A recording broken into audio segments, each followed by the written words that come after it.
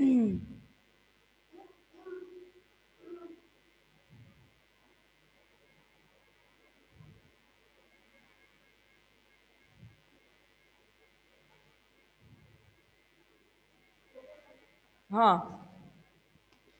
देखो, साइनोसीडियल इक्वेशन की बात करेंगे क्योंकि इसे मुझे खत्म कराना है विदाउट एनी वेस्टिंग टाइम। हम इसकी बात करेंगे। देखो क्या होता है, इसके अकॉर्डिंग क्या होता है, ध्यान से समझ के चलना।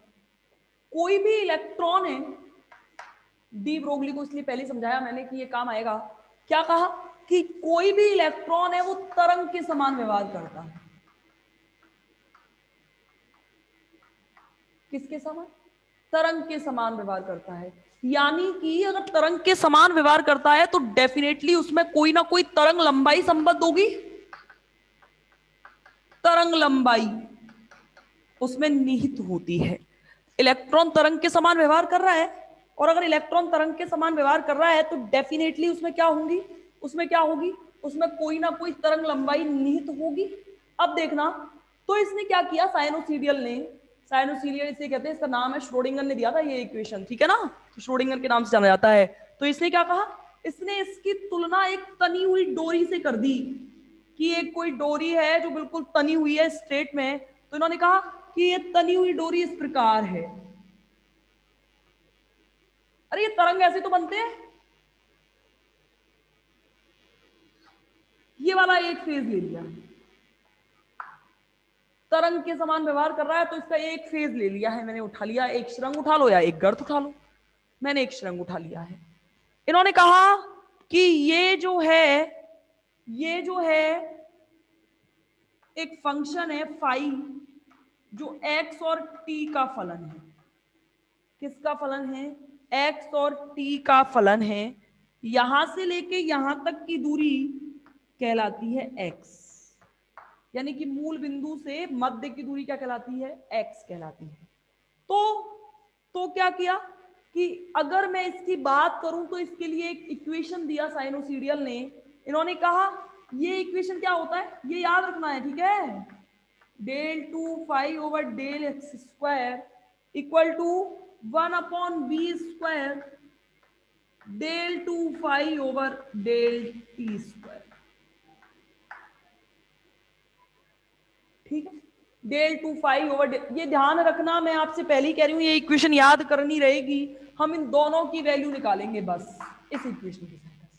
होता क्या है, देखना मेरी बात, जैसे जैसे क्या होता है, ये v क्या है, v क्या है कि तरंग, इलेक्ट्रॉन जो है वो तरंग के सहारे सहारे किस वेग से आगे बढ़ रहा है। इलेक्ट्रॉन अभी यहां है, अभी यहां आया, अभी यहां आया, अभी यहां आया, अभी आया, यानी कि वेग से, जिस वेग से गति कर रहा है, यानी कि एक्स दिशा में जो बढ़ रहा है वो क्या कहलाता है, ये क्या कहलाता है। लेकिन चूंकि यहाँ पावर 2 आ रही है तो इसलिए इसको द्वितीय कोटि की समीकरण कहते हैं। आपको जानते होंगे द्वितीय कोटि की समीकरण क्या होती है, मैथ वालों को पता होगा। ऐसी ऐसी इक्वेशन जिसकी ऑर्डर 2 हो, ऐसी इक्वेशन जिसकी ऑर्डर क्या हो, 2 हो, क्या कहलाती है? द्वितीय कोटि की समीकरण कहलाती है। तो देखना, अब क्या किया, ये कहा कि जो फाई है वो एक्स और टी दोनों पर निर्भर कर रहा है। इसके बारे में सेकंड ईयर में बात कर चुके हैं, आपको पता होगा कि जब भी कभी ऐसे लिखते हैं तो इसका मतलब होता है कि फाई एक्स और टी का फंक्शन है। जैसे अगर अभी भी नहीं पता हो तो देखो, जेड बराबर मैंने लिखा है 2x + 4y, यानी कि ये जेड जो है, अगर कोई शॉर्ट में कहेगा, ये इक्वेशन ना दे, कहे कि एक इक्वेशन है, सवाल है जिसमें जेड फंक्शन है एक्स वाई का, तो आप अपनी मर्जी से जो फलन माने वो मान लें। यानी कि ध्यान रखना ये जेड किस किस पर निर्भर कर रहा है?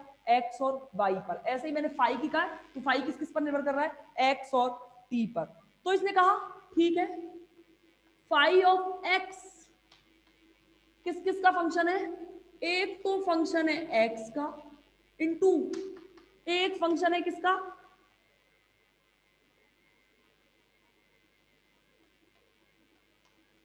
एक फंक्शन है एक्स का और एक फंक्शन है किसका? टी का। ये फंक्शन के लिए आप एफ लो, जी लो, टी लो, फो लो, कुछ भी लो। ये इसलिए क्योंकि ये एफ फॉर का फंक्शन है, ये जी का मतलब भी फंक्शन है, ठीक है। तो देखना मैंने क्या कहा है, मेरे कहने का मतलब अभी मैंने एक इक्वेशन लिखी थी, जेड बराबर function of x and y. अगर कोई फंक्शन कोई बच्चा लिखना चाहेगा तो कहेगा मैडम ये भी तो इसी का फंक्शन है कि नहीं?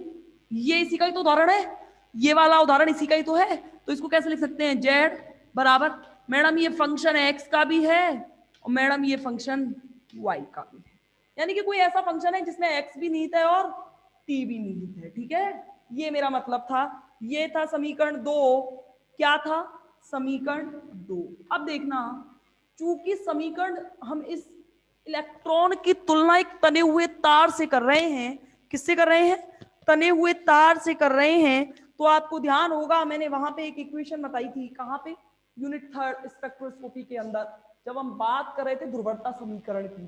तब मैंने कहा था जब कभी तने हुए तार से तुलना करोगे तो उसकी इक्वेशन लिखी जाएगी a sin 2 पाई न्यू। अब देखो ये फंक्शन t का है या नहीं, ये वाला फंक्शन माना है इसने, यानी कि a sin 2 पाई न्यू क्या है, इस इलेक्ट्रॉन की आवृत्ति, और t क्या है, समय है। क्या है, t समय है। क्या है, t समय है। ठीक है, अब देखना, जहां न्यू क्या है, कंपन की आवृत्ति है, और क्या है, न्यू कंपन की आवृत्ति, और समय क्या है, समय है सेकंड में। समय क्या है, सेकंड में। देखो g ऑफ t का मान इस समीकरण में रख दो, g ऑफ t का मान समीकरण में रखोगे तो क्या आएगा, फाइव ऑफ एक्स टी बराबर एफ ऑफ एक्स तो जैसा है वैसा की वैसा ही आएगा। g ऑफ t का मान क्या है भाई, a sine 2 pi nu t, है या नहीं, है या नहीं, एफ का g ऑफ t का मान क्या है। अब देखो ये आ गया मेरा इक्वेशन। अब देखना ये समीकरण आ गया आपका 3। ठीक है, अब देखो मुझे क्या निकालना है, एक बार तो निकालना है del two five over del x square, एक बार निकालना है del two five over del T square. मैं यहाँ पे इसे टी का फंक्शन निकाल चुकी हूं, तो मैं इसका कितनी बार, एक बार टी के सापेक्ष और दोबारा भी टी के सापेक्ष अवकलन करूंगी, जब भी तो आएगा del two five over del T square. तो देखो समीकरण 3 का एक बार अवकलन करो, del phi over del t होगा कि नहीं होगा, बराबर इसका अवकलन करो, करो इसका अवकलन। इसका ये कांस्टेंट u इंटू वी के फॉर्मूले से कैसे करते हैं, पहला कांस्टेंट दूसरे का अवकलन, देखो ये कांस्टेंट है साइन, ये साइन है और ये पूरा एक्स है, ये साइन है ये पूरा एक्स है, साइन एक्स का अवकलन होता है कॉस एक्स, कॉस एक्स जैसा है वैसा का वैसा आएगा। चूंकि हम t के सापेक्ष कर रहे हैं तो इसके अंदर का भी अवकलन करना पड़ेगा। ध्यान रखना t के, मुझे यहां तक पहुंचना है लास्ट, t के साथ जो है, देखो t के साथ जो है वो तो है कांस्टेंट, और t का t के सापेक्ष अवकलन क्या होता है, 1। ठीक है, ये क्या आ गया यहां से, del phi over del t बराबर, अभी रुको, क्या आ गया, क्या आ गया आपका, डेल टू फाइव आया कि नहीं आया। और देखो अगर इसको एक बार कांस्टेंट रखोगे u और v के फॉर्मूले से, अगर इसको कांस्टेंट रखोगे तो ये जीरो हो जाएगा, क्योंकि यहाँ पे t जैसा कुछ है ही नहीं, x का फंक्शन है इसलिए t जैसा कुछ है नहीं, तो ये क्या हो जाएगा, जीरो। अब देखो यहाँ से क्या बचा, यहाँ से बचा f ऑफ x इंटू, ये बाहर आगे ले आऊं, 2 pi new a, 2 pi new आगे आ गया a cos 2 pi nu T, हुआ या नहीं। इसका ये समीकरण 4 है। अभी केवल मैंने del phi over del t निकाला है, अभी केवल मैंने del phi over del t निकाला है। अब मुझे क्या निकालना है, del two five over del T square निकालो, एक बार और अवकलन करना है, करो अवकलन। देखो भाई F of X constant 2 pi nu A, ये तीनों ही कांस्टेंट है भाई, चारों ही। इसके अवकलन इसका करना पड़ेगा, इसका करना पड़ेगा कॉस एक्स, कॉस एक्स का अवकलन क्या होता है, माइनस के साइन एक्स।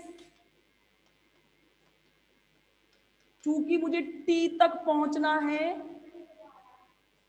दोबारा पूछ रहे हैं कौन सा अवकलन नहीं आ रहा, देखो यहां से अवकलन देखो कितना आसान होता है, या इससे नहीं आएगा समझ में, देखना यहां पे मैं लिख रही हूं y बराबर साइन 4x, ये लिख दिया है मैंने। ध्यान समझना, इसका अवकलन करना है x के सापेक्ष, तो करना y का अवकलन के लिए आप क्या लगाते हो, d लगाते हो, dy ओवर dx। इस x का अवकलन करना है, यानी कि इस पूरे का अवकलन करना है, फलन का फलन है ये, यानी कि ये है फिर इसके आगे ये है, साइन का भी अवकलन होता है और 4x का भी अवकलन होता है। तो मुझे ध्यान रखना, हम जिसके सापेक्ष कर रहे होते हैं हमें उस तक पहुंचना होता है। पहले तो इसे मानेंगे साइन, इस पूरे को मानेंगे x, इसे मानेंगे साइन और इसे मानेंगे x।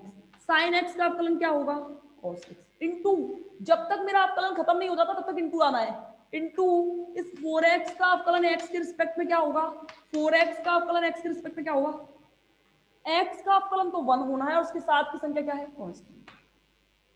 ये देखो t के सापेक्ष इसका अवकलन करना है, कर दिया, del phi over del t बराबर ये कांस्टेंट है f ऑफ x इंटू ये देखो ये सब कांस्टेंट, a भी कांस्टेंट है। अब देखो साइन ये पूरा बन गया x, साइन पूरा बन गया x, साइन x का अवकलन cos x, cos x तो पूरा आएगा ही आएगा, इंटू मैंने क्या बोला, फलन के अंदर फलन है, यानी कि 4x है, जब तक पूरा नहीं हो जाता, जब तक मैं t तक ना पहुंच जाऊं तब तक अवकलन करती रहूंगी। ये देखो ये 4x है, 4x है, मुझे x तक पहुंचने के लिए इसका अवकलन करना पड़ा, यहाँ t है, इस तक पहुंचने के लिए मुझे इसका भी तो अवकलन करना होगा। इसका अवकलन करोगे तो कैसे करोगे, इसका अवकलन करोगे तो कैसे करोगे भाई, इसका अवकलन करने के लिए आपको पहले t देखना पड़ेगा, यानी कि t के साथ जो सारी संख्या है वो तो है कांस्टेंट, जैसे यहाँ 4 कांस्टेंट था, 4 को निकाल दिया बाहर, 2 पाई न्यू को बाहर निकाल दिया, और t का t के सापेक्ष अवकलन क्या होगा 1, t का t के सापेक्ष अवकलन क्या होगा 1। आ गया, हाँ या ना बताओ, अब आ गया। देखो भाई ये खत्म हो नहीं पाएगा आज, del 2 phi over del T square बराबर क्या क्या बचा, ये देखो माइनस आया है क्या, अरे ये तो मिट गया, रुको दोबारा करने दो, f of x 2 pi nu है माइनस के sine 2 pi nu t into 2 pi nu. एक बार और अवकलन कर दिया इसका, बिल्कुल सेम वही प्रोसेस से, ये सब कांस्टेंट है और इसका अवकलन क्या होगा, cos x का माइनस साइन x माइनस के साइन 2 पाई न्यू टी, और ये t तक पहुंचने के लिए इसका अवकलन भी तो करोगे, इसका अवकलन करने के लिए मैंने क्या किया है 2 पाई न्यू और t का t के सापेक्ष अवकलन 1।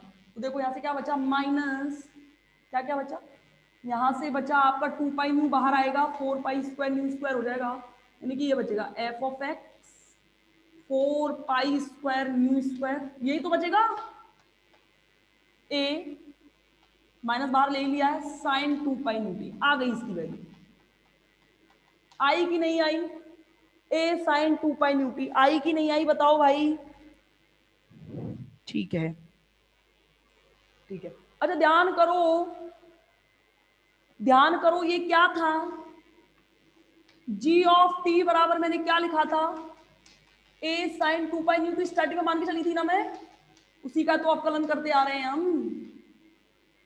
देखो एक इक्वेशन लिखवाई होगी मैंने, a sine 2 pi nu t, इसकी जगह पर g ऑफ t लिखा जा सकता है, इसकी जगह पर g ऑफ t लिखा जा सकता है, यानी कि अब क्या बनेगा, अब क्या बनेगा, देखो क्या करूं मैं, ध्यान से देखना, क्या क्या बचा, माइनस तो रहेगा ही रहेगा, माइनस तो रहना ही है, ठीक है,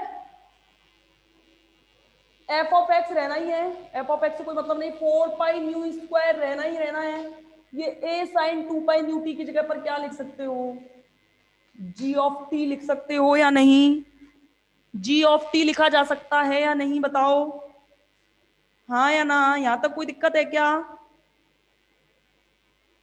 हाँ या ना,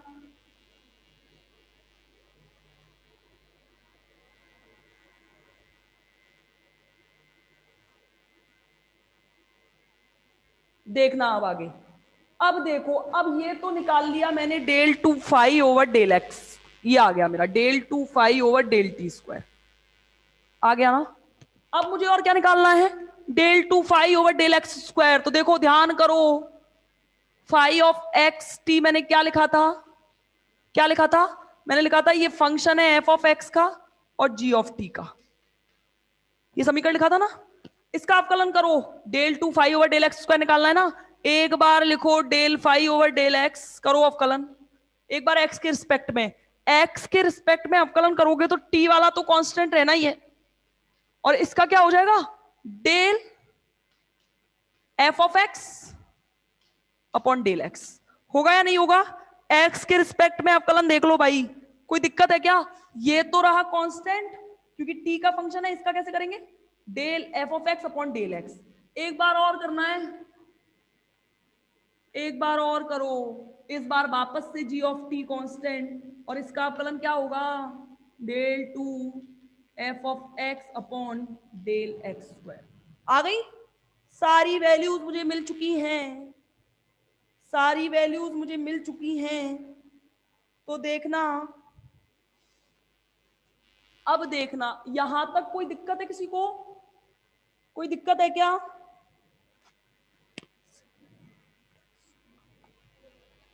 आ गया अच्छे से। अब देखो del two five over del x square का मान समीकरण एक में रख दीजिए, इसकी भी जरूरत रहेगी, ये मिटा दूं अब, del two five over del x square का मान समीकरण एक में रखोगे तो क्या आएगा, G of T del two F of x upon del x square बराबर one upon V square, del two five over del T square की वैल्यू क्या है, del two five over del square की वैल्यू ये रही, minus में है भाई तो ये माइनस में ही लिखनी है, F of X 4 pi square nu square G of T रख दी, सब मल्टीप्लाई में है और बराबर में है, कट जाना है, कटेगा या नहीं, यहां से क्या आया, del two F of x upon del x square बराबर minus K one upon V square, 4 pi square nu square, और क्या बचा, एफ एक्स, ये इक्वेशन कहलाती है साइनोसीडियल इक्वेशन, क्या कहलाती है, साइनोसीड, इसको एक्चुअली में अभी मैं लैम्डा के फॉर्म में और लिखता है, तो वो लिखना चाहो तो लिख लेना, वैसे जरूरत है नहीं पर लिख लो, v इक्वल टू क्या होता है, अच्छा अभी देखा था हमने, c अपॉन लैम्डा क्या होता है, c अपॉन लैम्डा न्यू के बराबर होता है कि नहीं होता, c अपॉन लैम्डा न्यू के बराबर होता है कि नहीं होता, c अपॉन लैम्डा न्यू के बराबर, तो ये c क्या है, वेग है ना, तो v का मान क्या आएगा, v का मान क्या आएगा, लैम्डा इंटू न्यू, v का मान यहां रखना, क्या हो जाएगा, ये डायरेक्ट लिख दूं, v का मान यहां रखो, क्या होगा, स्क्वायर था ना, ये क्या हो जाएगा, lambda square nu square, lambda square nu square, होगा कि नहीं होगा, इस new lambda square nu square होगा कि नहीं होगा बताओ, और यहाँ पे 4 पाई स्क्वायर न्यू स्क्वायर आ ही रहा है, ये न्यू स्क्वायर से ये न्यू स्क्वायर कैंसिल, तो यहाँ से सिर्फ क्या बचेगा, यहाँ से बचेगा del two F of X over del x square minus K one upon lambda square, ये न्यू स्क्वायर से न्यू स्क्वायर कैंसिल कर दो, ये इक्वेशन किसके नाम से जानी जाती है, साइनोसीडियल इक्वेशन के नाम से इसे पहचानते हैं, ये कहलाती है श्रोडिंगर की साइनोसीडियल इक्वेशन, और ध्यान रखना ये फंक्शन जो है यानी कि जो कण है वो कॉन्टिन्यूअसली केवल एक्स एक्सिस में ही गति नहीं करता, एक्स वाई जेड तीनों में ही गति करता है, तो इसने इसको शाई का फंक्शन मानते हुए ऐसे लिख रखा है, वैसे इसके बारे में कहने दो, मत लिखना कंफ्यूज होगा, कुछ नहीं है, ऐसे लिख रखा है, डेल टू ये अगर एक्स में गति कर रहा है तो psi X upon del x square, plus Y में गति कर रहा है, तीनों का टोटल कर दिया है बस, प्लस डेल टू शाई जेड, और जेड में गति कर रहा है तो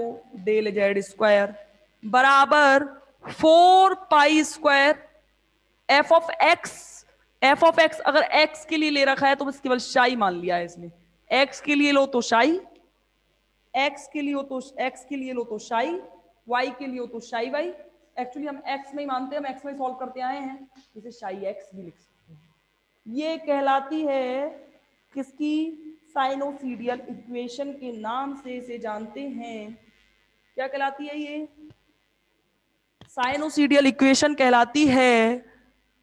कल की क्लास बहुत इंपॉर्टेंट है क्योंकि मैं इसका ऑपरेटर वाला पार्ट स्टार्ट करूंगी, यानी कि जिन्हें कहते हैं संकारक, यानी कि संकारकों से एक अलग से हटके क्वेश्चन आता है।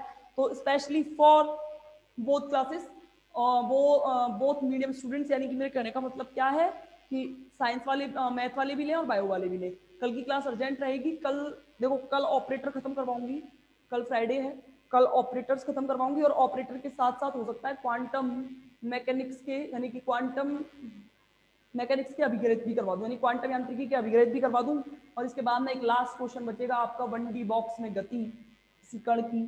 परसों यानी कि कल फ्राइडे सैटरडे के दिन आपकी फिजिकल केमिस्ट्री का अंत हो जाएगा, खत्म हो जाएगी। मैंने एक भी टॉपिक छोड़ा नहीं है, ध्यान रखना।